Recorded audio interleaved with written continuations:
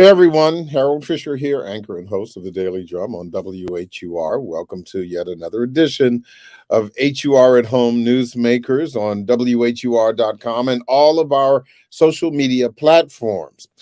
You know, we often hear so much about the medical treatment of COVID-19 patients, as well as making sure that there are, shots in arms, vaccines, and the like. But what about a more holistic way of caring for those who have been infected or addressing the needs of those who love them? Is there a humane way to address the deleterious effects of COVID-19?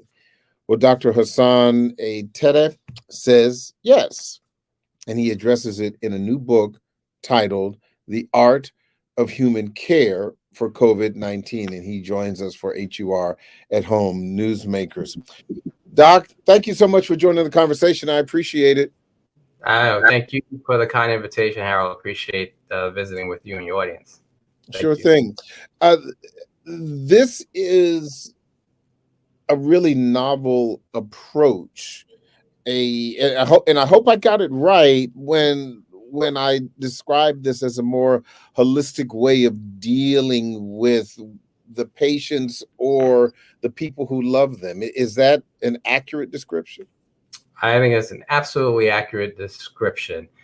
So you encapsulated the title of the book, which is The Art of Human Care. And on first glance, you might be thinking, well, what is a cardiac surgeon, which is my specialty, a heart and lung transplant specialist in particular, know about, or what thoughts may they have on the art of human care? You know, I open chests and I take out hearts and I repair them, and I transplant lungs, and I take care of those diseases in the chest. Well, it turns out that before I went to medical school, well before I had the opportunity to become a doctor, I was a patient, and I was a patient who in undergrad suffered a very significant infection. I had bacterial meningitis and almost died. I spent many days in the ICU and several more weeks recovering from that, lost some hearing. And so as a patient, I sort of had this experience of what it was like in that helpless situation. That experience has always been something that left a huge indelible mark on me, and certainly carried over to my practice. So when I became a physician, I always remembered that experience of being vulnerable, helpless, anxious, scared. And I always thought that, one of the things that helped me was the care that I received while I was in the hospital. And that care is sort of the embodiment of what I like to call human care. It was a holistic approach to how I was treated. And I remember distinctly one of the physicians that took care of me came up to see me as I was recovering in the hospital. This is very uncommon, as you can imagine. Days later, the emergency room doctor, who probably never ever goes up to go see a patient after weeks in the hospital, came up to see me because he learned from my friends that brought me in when I was sick that I wanted to be a doctor. And he had a textbook in his hand, and he showed me what I had. And he said, I have a little test for you. If you wanted to be a doctor, I have a test. And if you can answer this, you think you're going to be a great doctor. And he said, I was like all eager. And I said, sure, what would that be? And this very caring, thoughtful doctor, was looking at me as sort of a holistic person and saying, yes, I had this disease, but this is an individual that had a dream, had a goal, had a purpose. And we've gotten through this sickness. And now I'm here to sort of connect that dot. And he asked me, he said, what's 2 + 2? And I thought it was a trick question. I said, it's 4. He goes, you're going to be a great doctor. Now, Harold, listen to that, how powerful that is, right? That human connection, that extra thoughtfulness, that care that doctor exhibited to come up to see a young African-American, man who said he wanted to be a doctor, that he remembered that from friends of mine, not even from me, that he came up weeks later to come and sort of close that loop for me. I remember that like that was yesterday. And I remember what it did for me, because it gave me the confidence to say, wow, this doctor thinks I could be a doctor. I'm going to put my heart and soul into this and make sure that I fulfill this dream. And so no pun intended with the heart. Right, exactly. You should have said, put my heart and lungs. I'm going to put my heart, lungs, spirit, soul, body into this to make sure it happens. So, Yeah, those are one of the principles. It's about purpose. It's about personalizing care, and of course, it's about partnerships. Those are the three tenets that I espouse. And in particular, during this time of COVID, what I recognized and realized, like many people, particularly last year during the spring and early part of 2020, when we were all in this sort of deep funk, and now we feel like we're sort of regressing back into that right now with the variant. But it was a very difficult and challenging time for not only healthcare providers, but anybody, right? Really. And I recognize that those same principles of finding purpose, personalizing care, thinking about how do you take care of yourself during this very difficult time, and then forming partnerships with those that can help you sort of lift your spirit, lift your soul, lift your mind, lift your body out of this funk and start living again, were exactly what was needed. It was the exact prescription that we needed in this very difficult and challenging time. Which, by the way, we've been through before. This is not the first time humankind has experienced a pandemic. And that's another thing that I spend some time elaborating on within the book to sort of give us perspective.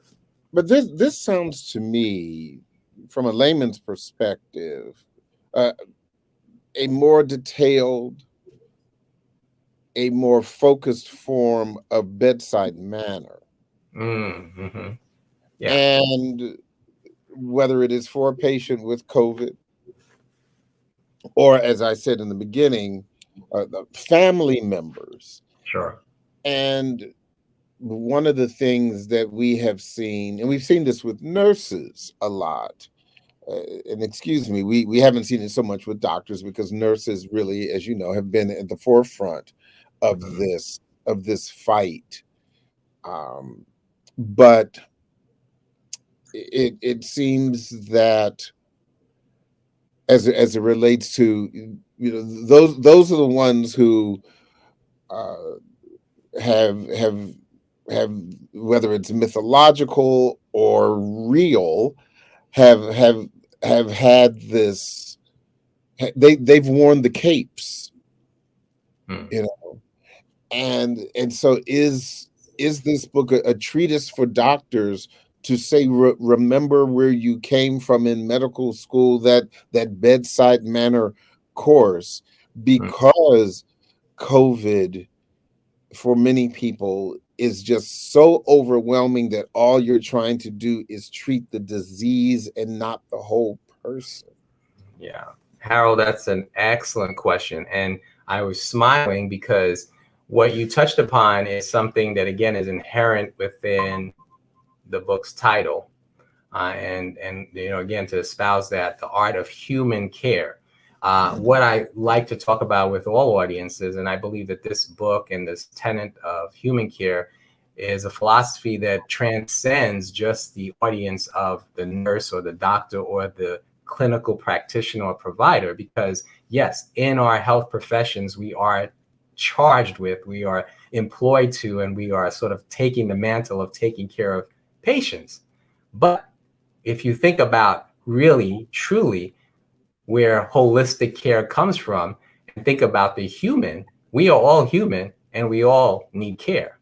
And so it is a much more global sort of audience that I think this is really speaking to. So yes, absolutely, it can be perceived as an extension of that bedside manner. But what I'd like to think about this is a philosophy, a principle, a set of principles, and sort of a roadmap in terms of how anyone who is part of this human race can take these principles and apply them to the care of another fellow human. And in doing so, not only can you transcend some of the challenges and the tragedies that have plagued us with this pandemic, but you can also apply it to other areas of one's life to find purpose, to personalize your goals and objectives, and partner with others to achieve goals, to solve problems, and to elevate the human spirit. And I'll end with this because this is really, really important. The first part of this title is the art. One of the things that I mentioned in the book, and those that know me very well will recognize and realize that long before even going to undergrad, I wanted to be an artist. I grew up in a small town in Brooklyn, it's New York, called Brooklyn. So little village town in Brooklyn.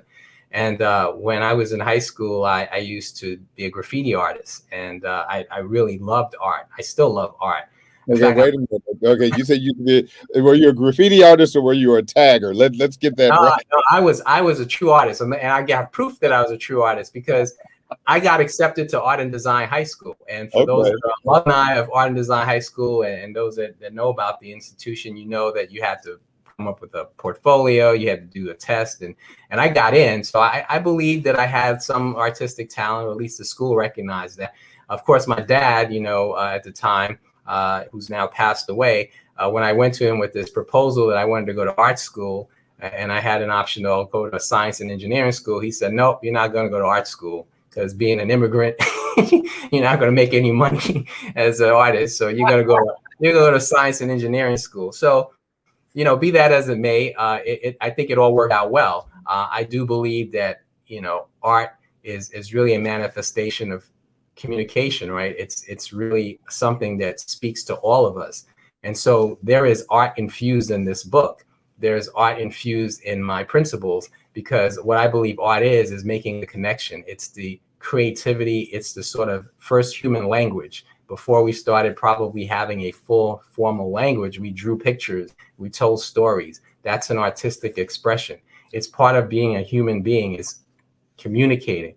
No matter what language you speak, you can go into a museum, see a piece of art, and it will speak to you in some certain way.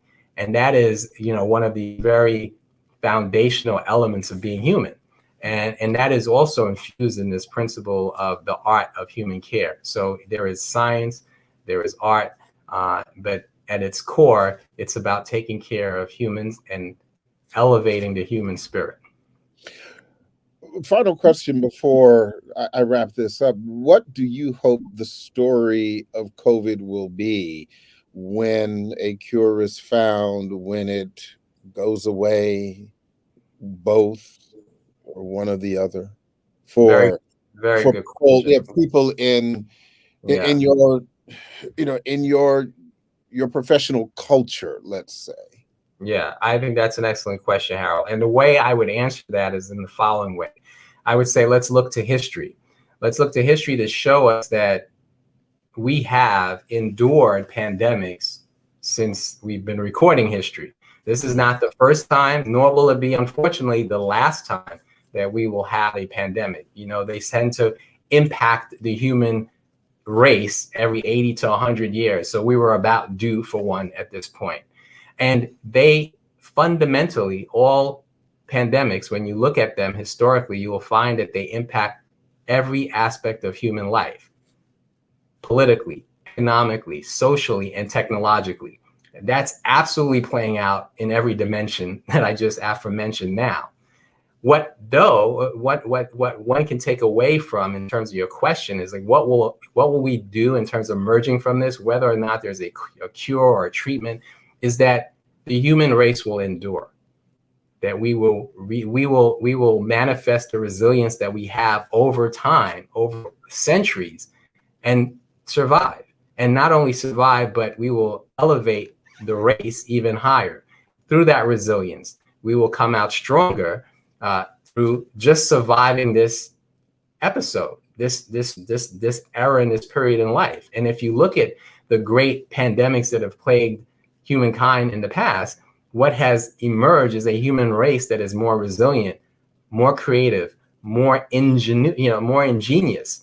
The Renaissance came out of the Black Plague. You think about these very dynamic, transformational, almost spirit elevating times in human existence. You can almost always look back and say, hi, this was as the human race was emerging from a very dark time, from a very challenging time. The hard times made us stronger people. And I think that's what's going to happen in this case, just as it has in the past. I can't wait for that. I really can't. Dr. Hassan Tetteh, thank you so much. I appreciate your time. Of course, the book, The Art of Human Care for COVID-19. Congratulations. Please be safe and continue your good work. Thank you, Harold. I appreciate it. Thank you for giving me the opportunity to share this with your audience. Absolutely. Well, that is it for this edition of HUR at Home Newsmakers. I'm Harold Fisher, and as always, I'll see you on the radio.